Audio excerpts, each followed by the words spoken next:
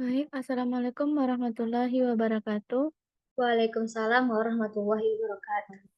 Warahmatullahi wabarakatuh. Alhamdulillahirrabbilalamin. Assalatu wassalamu ala asrafil anbiya'i wal mursalin wa ala alihi wa sahbihi la jamin amma ba'du. Puji syukur marilah kita ucapkan kehadiran Allah SWT yang mana beliau telah melimpahkan rahmat kepada kita semua sehingga kita dapat hadir Zoom pada malam hari ini. Baik, kami dari kelompok 4 materi yaitu implementasi pilar pendidikan dan teori kecerdasan yang beranggotakan yaitu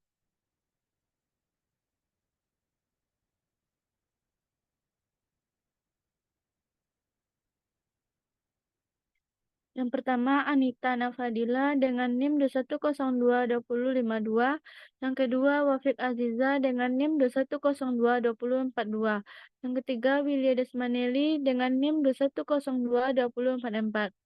Baik, pembacaan materi yang pertama yang akan disampaikan oleh Anita. Kepada Anita dipersilakan. Baik, terima kasih moderator. Saya Anita Nafadila dengan NIM 21022051 akan mempresentasikan materi yang pertama yaitu mengenai implementasi 5 pilar pendidikan. Di mana pilar merupakan penopang atau penyangga dalam sebuah bangunan yang membuat bangunan itu dapat berdiri dengan kokoh. Sistem pendidikan tentunya juga memerlukan pilar yang nantinya akan menyangga sistem pendidikan yang akan dilaksanakan. Hal tersebut bertujuan agar pendidikan tersebut dapat berjalan dengan baik dalam mencapai tujuan pendidikan. Ada 5 pilar pendidikan di Indonesia, yaitu yang pertama learning to believe in good atau belajar untuk meyakini Tuhan Yang Maha Esa. Di mana pada pilar ini mempercayai dan meyakini Tuhan Yang Maha Esa memang tidak terdapat pada 4 pilar yang disebutkan oleh UNESCO. Namun demikian, tentunya di Indonesia yang merupakan negara ketuhanan yang menjunjung tinggi nilai keagamaan, oleh karena itu pilar ini dimasukkan ke dalam pilar belajar di Indonesia. Pada implementasinya sendiri, pilar ini sudah dilaksanakan dengan adanya mata pelajaran agama dan pendidikan kewarganegaraan yang mengajarkan budi pekerti dan kepercayaan terhadap Tuhan Yang Maha Esa. Yang kedua, learning to know atau belajar mengetahui, di mana artinya belajar itu harus dapat memahami apa yang dipelajari, bukan hanya dihafalkan, tetapi harus ada pengertian yang mendalam. Learning to know ini menyiratkan bahwasanya pendidik harus mampu berperan sebagai, yang pertama guru dapat berperan sebagai sumber belajar, di mana guru ini berperan penting dalam menguasai materi pembelajaran. Kemudian yang kedua, guru berperan sebagai fasilitator yang dapat memberikan pelayanan dalam memudahkan siswa pada saat kegiatan pembelajaran. Kemudian yang ketiga, guru berperan sebagai pengelola, di mana guru harus mampu menciptakan suasana belajar yang nyaman dan aman bagi peserta didiknya. Kemudian yang ketiga, learning to do atau belajar melakukan sesuatu, di mana learning to do ini lebih ditekankan pada bagaimana mengajarkan anak-anak untuk mempraktikkan segala sesuatu yang telah dipelajarinya dan dapat mengaplikasikan pengetahuan-pengetahuan yang telah diperolehnya dalam pekerjaan di masa depan nantinya. Keempat, yaitu learning to live together, di mana belajar hidup bersama. Pada dasarnya, mengajarkan, melatih, dan membimbing peserta didik agar mereka dapat menciptakan hubungan melalui komunikasi yang baik, serta menjauhkan diri dari prasangka-prasangka buruk terhadap orang lain. Tugas pendidik, baik dalam rangka pembelajaran bagi siswa dan mahasiswa tentang keberagaman manusia, maupun untuk menanamkan kesadaran diri mereka tentang persamaan dan saling ketergantungan semua orang dalam eksistensinya. Bagaimana mereka mampu hidup secara bersama. Kemudian yang kelima, learning to be, belajar menjadi sesuatu. Sebagaimana diungkapkan secara tegas oleh Komisi Pendidikan, bahwasanya prinsip fundamental pendidikan hendaklah mampu memberikan kontribusi untuk perkembangan seutuhnya pada setiap orang, jiwa dan raga, intelijensi, kepekaan, rasa etika, tanggung jawab pribadi, dan nilai-nilai spiritual. Next.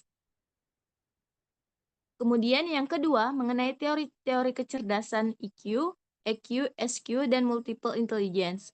Yang pertama, kecerdasan merupakan kata yang biasa digunakan untuk menggambarkan tingkat kecerdasan seseorang. Ada beberapa teori-teori kecerdasan. Yang pertama itu intelligence quotient atau EQ. di mana IQ merupakan kemampuan seseorang untuk mengenal dan merespon alam semesta yang tercermin dalam matematika, fisika, kimia, biologi, dan bidang eksakta, serta kemampuan teknik yang berhubungan dengan pengetahuan untuk mengenal dan memahami diri sendiri dan sesamanya. Kemudian yang kedua ada emotional question atau EQ, di mana Goleman mengemukakan bahwa kecerdasan emosi merujuk pada kemampuan bagaimana seseorang dapat mengenali perasaan dia sendiri dan perasaan orang lain, serta kemampuan untuk memotivasi diri sendiri dan kemampuan bagaimana mengelola emosi yang baik. Kecerdasan emosi ditandai dengan kemampuan untuk mengendalikan emosi ketika menghadapi kenyataan, baik yang menyenangkan, menyedihkan, menakutkan, dan kenyataan lainnya. Menurut Daniel Goleman, terdapat 5 komponen penting dalam kecerdasan emosi, yang merupakan kombinasi dari masing-masing komponen tersebut bernilai lebih dari IQ, di mana faktor tersebut merupakan kesadaran diri, manajemen emosi, motivasi, empati, dan manajemen hubungan. Kemudian yang ketiga ada spiritual question atau SQ, di mana kecerdasan spiritual merupakan kecerdasan jiwa. Kecerdasan ini dapat membantu kita untuk menyembuhkan dan membangun diri kita secara utuh. Spiritual question berfungsi untuk mengembangkan diri kita secara utuh karena kita dapat memiliki potensi, di mana SQ dapat dijadikan pedoman saat kita berada di ujung masalah eksistensial atau aturan-aturan yang atau di luar aturan-aturan yang telah diberikan. Kemudian yang keempat ada multiple intelligence, di mana multiple intelligence merupakan sebuah teori tentang kecerdasan yang diartikan sebagai kecerdasan ganda atau kecerdasan majemuk. Secara bahasa, multiple intelligence diartikan sebagai kecerdasan majemuk. Ada manfaat dari segala peristiwa yang dihadapinya mengartikan kecerdasan beragam, di mana multiple intelligence ini merupakan kemampuan untuk memecahkan masalah atau melakukan sesuatu yang ada nilainya dalam kehidupan sehari-hari. Di mana kecerdasan ini bukan hanya dapat dilihat atau dihitung, melainkan potensi sel otak yang aktif atau non-aktif tergantung pada pengalaman hidup sehari-hari, baik di rumah, di sekolah, maupun di tempat lainnya. Next. Karakteristik anak didik yang memiliki masing-masing kecerdasan. Yang pertama, karakteristik anak didik yang memiliki kecerdasan EQ, di mana Goleman telah mengemukakan bahwasanya kecerdasan emosi merujuk pada bagaimana kemampuan kita untuk mengenali perasaan diri kita sendiri dan perasaan orang lain, di mana kemampuan mengelola emosi itu memiliki karakteristik anak dengan EQ tinggi mampu mengendalikan emosinya dan tidak mudah terbawa oleh perasaan negatif. Contohnya yaitu pada saat menghadapi situasi yang sulit, anak tidak mudah marah atau frustasi. Kemudian yang kedua, empati. Anak dengan karakteristik ini memiliki IQ tinggi, memiliki kemampuan untuk merasakan serta memahami bagaimana emosi yang dimiliki oleh orang lain. Contohnya ketika anak yang memperlihatkan empati memiliki teman yang sedang sedih atau menghiburnya atau melakukan hal lain yang dapat mengembalikan semangat temannya. Kemudian yang ketiga, keterampilan sosial atau social skill, di mana karakteristiknya anak yang memiliki kecerdasan emosional tinggi cenderung mudah bergaul, bersahabat, serta mampu membangun hubungan yang baik dengan orang lain, di mana anak tersebut bisa berkomunikasi secara aktif dan efektif, serta pandai untuk menyelesaikan konflik. Contohnya, anak mudah berteman, serta berperan sebagai penengah dalam konflik dan bisa berkomunikasi dengan baik dalam kelompok. Baiklah, sekian materi yang dapat saya presentasikan. Saya kembalikan kepada moderator. Baik, terima kasih kepada Anita. Pembacaan materi selanjutnya yang akan dibacakan oleh Wafiq Aziza. Kepada Wafiq Aziza, dipersilakan. Baik, yang kedua ada karakteristik anak yang memiliki kecerdasan spiritual question ataupun SQ.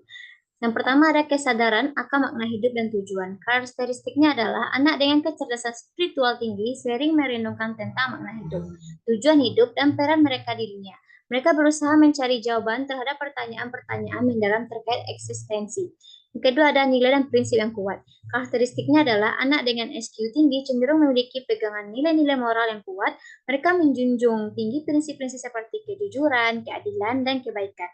Anak-anak ini biasanya memiliki kompas moral yang jelas dalam menentukan makna, mana yang benar dan salah. Yang ketiga ada rasa syukur dan rendah hati.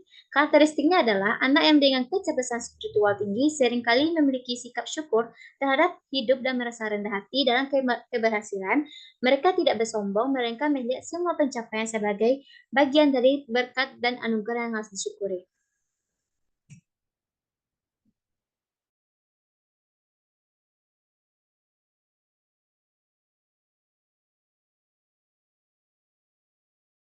Yang ketiga ada karakteristik anak yang memiliki kecerdasan multiple intelligence. Yang pertama ada kecerdasan linguistik. Karakteristiknya adalah anak yang memiliki kecerdasan linguistik pandai dalam bermain kata-kata, membaca, menulis, dan berbicara. Mereka mudah memahami makna kata dan menikmati kegiatan seperti bercerita ataupun berdiskusi. Yang kedua ada kecerdasan logis matematis. Karakteristiknya adalah anak yang memiliki kecerdasan logis matematis, pandai dalam berpikir logis, mengatasi masalah, dan bekerja dengan angka. Mereka cenderung tertarik pada sains, matematika, dan teka-teki logika. Yang ketiga ada kecerdasan visual spasial. Karakteristiknya adalah anak ini pandai dalam berpikir visual dan mampu memvisualisasikan benda dalam ruang 3 dimensi. Mereka biasanya berbakat dalam seni, gambar, desain, ataupun arsitektur. Yang keempat ada kecerdasan kinestik ataupun jasmani. Karakteristiknya adalah anak yang memiliki kecerdasan kinestik pandai menggunakan tubuhnya untuk mengekspresikan ide atau memecahkan masalah. Cenderung aktif terampil dalam gerakan fisik dan menikmati olahraga ataupun seni peran. Kelima ada kecerdasan musikal. Karakteristiknya adalah anak yang memiliki kecerdasan musikal peka terhadap nada, ritme, dan melodi. Mereka sering menikmati mendengarkan musik, memainkan alat musik, ataupun bernyanyi. Yang keenam ada kecerdasan interpersonal. Karakteristiknya adalah anak yang memiliki kecerdasan interpersonal, pandai dalam berinteraksi dengan orang lain. Mereka memiliki kemampuan untuk memahami dan berempati dengan perasaan serta motivasi yang orang lain, dan cenderung mudah bergaul. Yang ketujuh ada kecerdasan interpersonal. Karakteristiknya adalah anak yang memiliki kecerdasan interpersonal, pandai memahami diri sendiri, mereka introspektif, sadar akan kekuatan dan kelemahan diri, serta memiliki kontrol emosional yang baik. Kecerdasan naturalis ataupun karakteristiknya adalah anak yang memiliki kecerdasan musikal peka terhadap nada, ritme, dan melodi. Mereka saling menikmati mendengarkan musik, memainkan alat musik, ataupun bernyanyi. Kecerdasan eksistensial. Karakteristiknya adalah anak yang memiliki kecerdasan eksistensial cenderung tertarik pada pertanyaan-pertanyaan besar tentang hidup, kematian, dan makna dari keberadaan. Mereka filosofis dan sering merenungkan hal-hal yang mendalam. Adapun 4, pelayanan pendidikan dan pembelajaran dalam mengembangkan masing-masing kecerdasan. Yang pertama adalah pengembangan kecerdasan intelektual, yang kedua ada pengembangan kecerdasan emosional ataupun EQ, yang ketiga ada pengembangan kecerdasan spiritual, yang keempat ada pengembangan multiple intelligence, yang kelima ada peran guru dalam pengembangan kecerdasan, di mana guru dapat menerapkan metode pembelajaran yang adaptif, memberikan umpan balik konstruktif, dan menciptakan lingkungan belajar yang inklusif dan sportif. Terakhir ada pembelajaran holistik dan pendekatan inklusif. Artinya adalah pendekatan ini mencakup aspek-aspek intelektual, emosional, spiritual, serta kemampuan khusus yang dimiliki oleh setiap individu. Sekian pembaca materi dari saya kembalikan kepada moderator. Baik, terima kasih kepada Wafik Aziza. Materi selanjutnya yang akan dibacakan oleh saya sendiri, yaitu problema dan solusi yang dihadapi guru pada masing-masing kecerdasan anak didik. Problema dalam pengembangan kecerdasan intelektual adalah, adapun masalahnya, perbedaan kecepatan belajar. Siswa memiliki kemampuan kognitif yang berbeda. Beberapa siswa mungkin sangat cepat dalam memahami materi, sementara yang lain memerlukan waktu lebih lama. Maka dapat diberilah solusi, guru dapat menerapkan pembelajaran diferensiasi dengan memberikan variasi materi atau tugas sesuai dengan kecepatan dan gaya belajar masing siswa. Yang kedua, problema dalam pengembangan kecerdasan emosional, yang mana dalam masalahnya yaitu kurangnya kesadaran emosional. Maka dapat diberikan solusi, guru dapat mengintegrasikan program pembelajaran sosial dan emosional ke dalam kurikulum. Ini termasuk pengajaran mengenal cara mengenali, memahami, dan mengelola emosi dengan baik.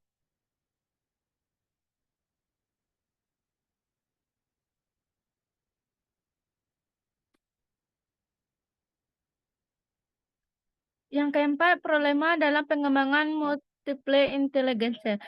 Masalahnya yaitu keterbatasan metode pengajaran tradisional. Maka diberikanlah solusi yaitu pendekatan pembelajaran berbasis grup proyek, yang mana guru dapat menggunakan pendekatan pembelajaran berbasis proyek yang memungkinkan siswa untuk bekerja dalam berbagai aktivitas sesuai dengan kecerdasan mereka. Selanjutnya yaitu upaya-upaya dalam meningkatkan kemampuan guru dalam melayani pembelajaran anak yang mempunyai masing-masing kecerdasan. Ada 4, yaitu pelatihan dan pengembangan profesional. Yang kedua, pendekatan pembelajaran berbasis keterlibatan. Yang ketiga, penilaian holistik. Yang keempat, membangun hubungan positif. Yang kelima, integrasi kurikulum. Baik, dapat disimpulkan yaitu dalam pengembangan berbagai kecerdasan pada anak didik tentu menghadirkan tantangan dan masalah tersendiri bagi guru dalam proses pembelajaran. Maka setiap kecerdasan baik, kecerdasan intelektual, kecerdasan emosional, kecerdasan spiritual, maupun kecerdasan jamak memiliki karakteristik dan kebutuhan yang berbeda. Maka oleh karena itu penting bagi guru melakukan pemahaman mendalam tentang masalah yang dihadapi dalam mengembangkan kecerdasan anak didik, serta penerapan solusi yang tepat, sehingga guru dapat menciptakan pengalaman belajar yang lebih komprehensif dan inklusif, serta mendorong setiap siswa untuk mencapai potensi penuh mereka di berbagai bidang kecerdasan. Baik, sekian dari presentasi kelompok 4. Kalau ada kata yang salah, tolong dimaafkan. Assalamualaikum warahmatullahi wabarakatuh. Waalaikumsalam warahmatullahi wabarakatuh.